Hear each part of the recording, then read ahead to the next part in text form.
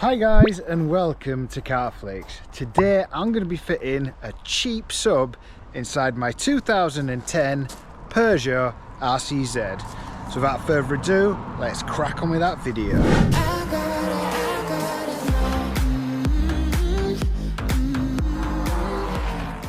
So in my previous videos I fitted this Android head unit from AliExpress and it's proven to be pretty good. Something I've always felt it's lacked is a bit more bass. The Rcz stereo system is good, but you can never have too much bass, right? So this is what I've bought.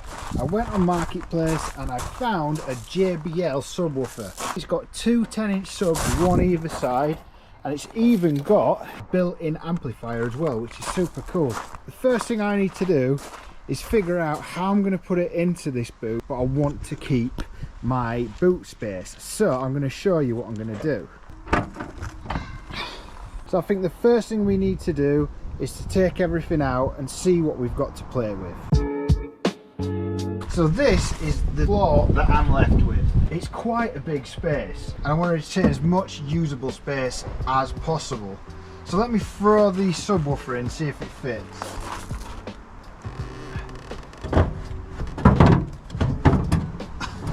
And would you believe that? It actually does fit. Now that I've got it in a secure place, I think it's probably a good idea, once I've taken all the crap out of this, if I cut this up, this will then kind of give me more space. I can use some of these compartments. Then it'll also lock this into place so it doesn't move around when I'm cornering, etc. Let's get this emptied and let's get this cut up into size. So here I'm making 3 separate measurements and taking the average measurement so I know where to cut. After that I just got a standard saw and I just cut halfway at each side and it just came apart beautifully.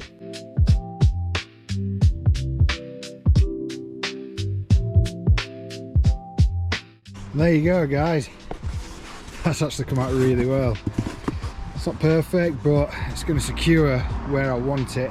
So let's try and fit this first piece in. Straight away I can see this is going to fit beautifully. It's as if it was made for this thing, because it's JBL. Peugeot at the time offered a JBL, but I think it's just coincidence. But yeah, that's really in there nice. Right, I'm going to measure from here to here and then I'm going to make a cut mark for the top section.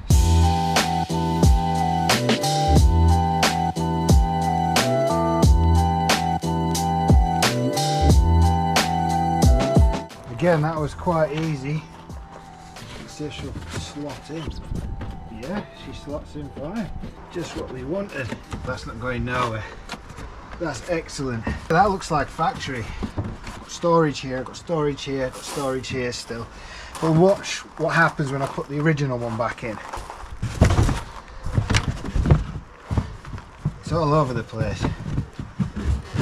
And that is not good. And I still want this to lift as well. I have to make a decision here. I'm gonna have to raise the whole lot, I think, guys. I think that's gonna be the best bet. So let's start measuring up and getting some planks of wood installed.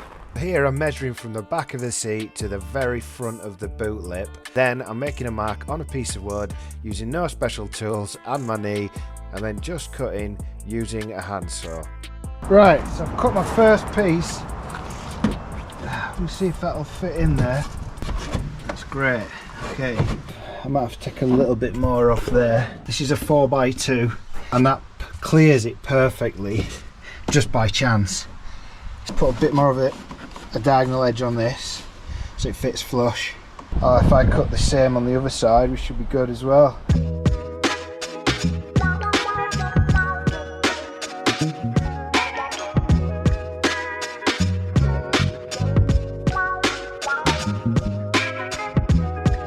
Right, so I've put a bit of a curve on here, so hopefully it should now fit flush. Yeah, look, put that bit of that angle on. If I can get a plank just here, that'd be amazing. If I can make this got a bit of an angle, I think that's going to be my best bet. Right, I'm going to shave the end of this and try and get this to fit.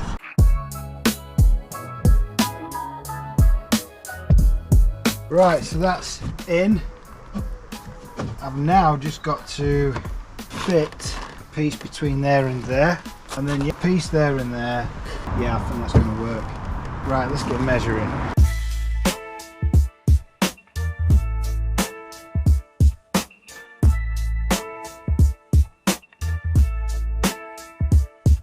Okay, that's that bit cut. Perfect. Next bit I'm going to need is a piece across here. So let's measure that up as well.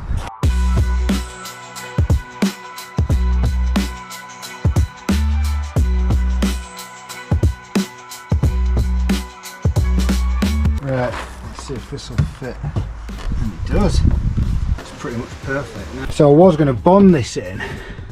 That's pretty solid. So is that what I could do is put some chocks here, and that would then be solid. I don't need to glue it in. Let's make some chocks up and stick them here, then we can start screwing it all together.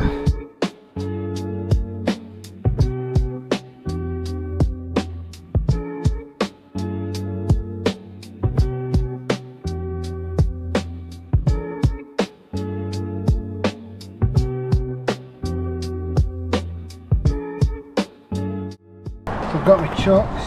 One's going to go there, one's going to go here. And then when I screw that in, that should all be nice and solid.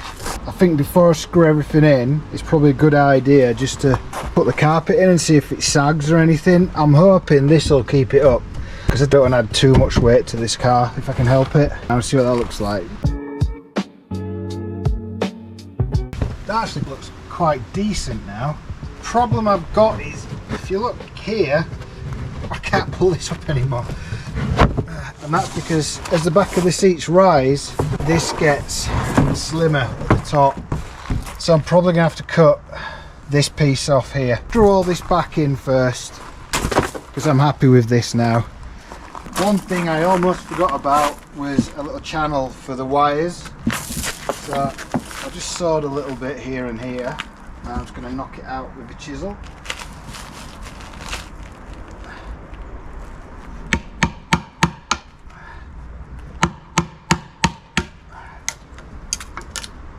See, and now we've got a perfect channel for the wiring to go through.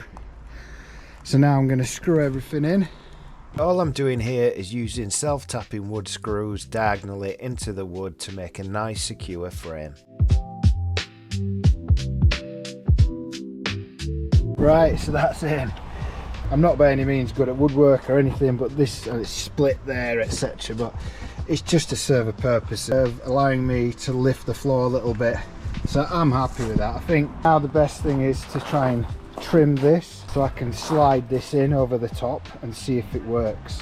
So all I did here was use a piece of the wood as a ruler, and I used my chisel to score a line, and then I just used my handsaw to cut down the edge. That came out really well actually. So let's try and get this in and see if I've got too much or too little. Here we go.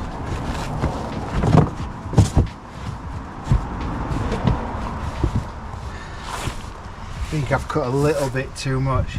It's my fault for not measuring. Always measure first, folks. Anyway, that is now completely liftable as well, so I can still lift that if I need to. But that's going to get covered up actually, hang on. All is not lost, because I have this cover. And by chance, I've left a gap here. That means that'll slide down the back. Look at that. Right, I think let's see if the boot closes. Closes, perfect. I think now's the time to start doing the wiring, folks. So first thing I've done is put the back shelf out, and I've dropped the seats. I'm actually looking for a ground while I'm here, because I'm going to have to ground this amp. It may have to be off the seat belt here, look. That'll be a good ground. Let's get finding a passageway from the back of the car to the front of the car. Pull all this up. Okay, and there's your glove box. And there is my fuse box. So I'll probably have to take this out. That was easy. Usually there's a hole. Then let's go and have a look in the bonnet. And let's see if we can see any grommets, because there should be a grommet somewhere. One eternity later. Let's take both wiper blades off, which is 16mm, undo the bolts, take the scuttle panel off. Tomorrow. Right guys, you joined me the next day. I really struggled last night. I ran out of light, but anyway. So what I did was, I managed to run it up here and into this hole, which then I put around the top of the strut, made a hole here, and managed to get the wire through, okay? And then I just put the scuttle panel back. What I have found is a little sticker here that you can just push your finger through. So what I've managed to do is, I've managed to push it through from the hole I made in the grommet just here, and then kind of just put my finger in that hole like that and just felt until the wire went through. So now I'm going to try and pull that back through. It's through. Really happy with that. I'm just going to make sure the bonnet doesn't catch on this. I don't think it will, because there's already a wire here. I'll probably put a zip cable tie just there and cover this up. But yeah, it doesn't protrude anything at all. What I will say, to do this, there's a cover here, look, that I've got to put back. So I'm probably going to have to drill a hole in this. But yeah, I'll give that a go now and see what it looks like. That's done. So I cut a little piece here. I'm going to zip tie something to here. It then goes through there, through the top of the mount, through the rubber here, and then comes out. It's going to come behind here where I'm going to make the attachment, but I'll do that last. Because now it's time to start running the wires down the carpets and to the back. Okay, so that's worked a treat. I pushed the wire in, unclipped all this from here really easy, taken this off, and then what I've done is I've moved it and forced it down here so it's out of the way completely, and then I've just pulled this away and then just put it through there, and I threaded it through and then just go along the rear bench, and then it pops out here and it's just enough cable to put it in there. So I'm pretty happy with that.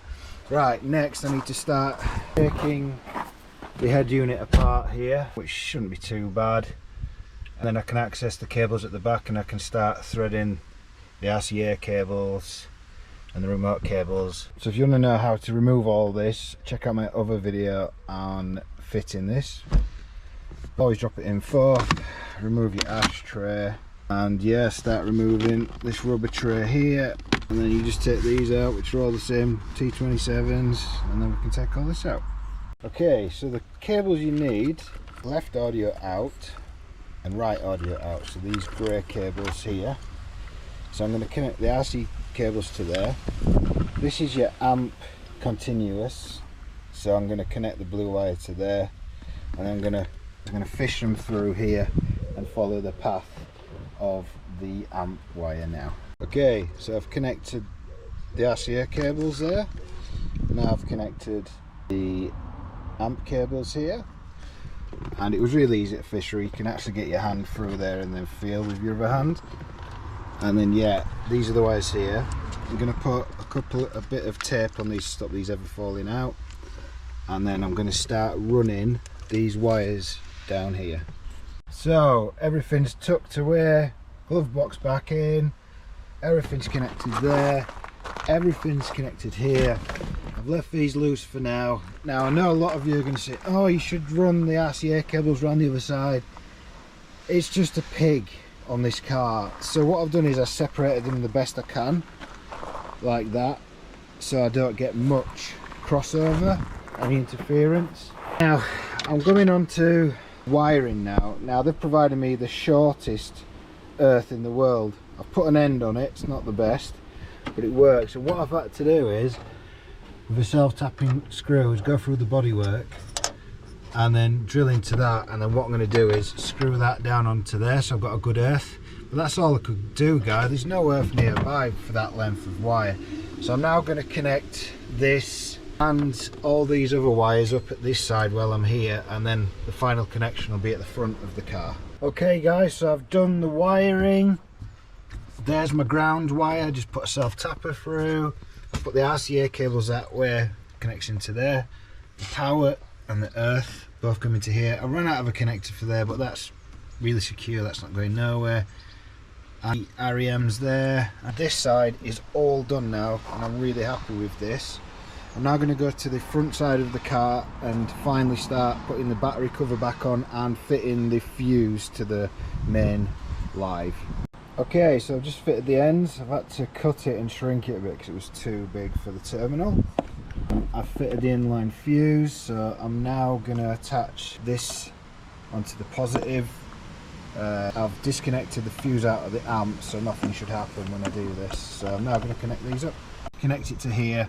Everything fits perfectly. I've done a little test and it does work. All the power came on as it should. There you go, the power's on. Now I'm going to start putting everything back together and then give it another test. The best place to connect it is here on this terminal. And now I'm going to be very careful putting the cover back on now and slot everything back, and I'm probably going to tidy some of this wiring up, etc., and then put all the back seats back in it. A few minutes later. Okay, so everything's done, neatened everything up. I had to cut a little bit out here to allow this to go through here. This sits nicely just there. I've also tidied up the wiring here. I've put a black harness on, which looks like standard. Obviously it's then hidden all down here under the bench, and then this is my boot. It looks like a standard boot. Obviously we know that it's not, but there you go. I've still got storage for bags and all stuff like that that I needed before. It's just that now it's a little bit higher and you can't see any of it. So let's go and check out the sound system working in the car. Right guys, so the moment of truth. I've had a little fettle with the sound. I want to show you how this sounds because it is just awesome. If we come into the boot, I can hear my spoilers rattling. And obviously you've still got all your boot space. There you go. Well, I hope you found this video helpful. If you did, please don't forget to like and subscribe. I'll see you on the next one.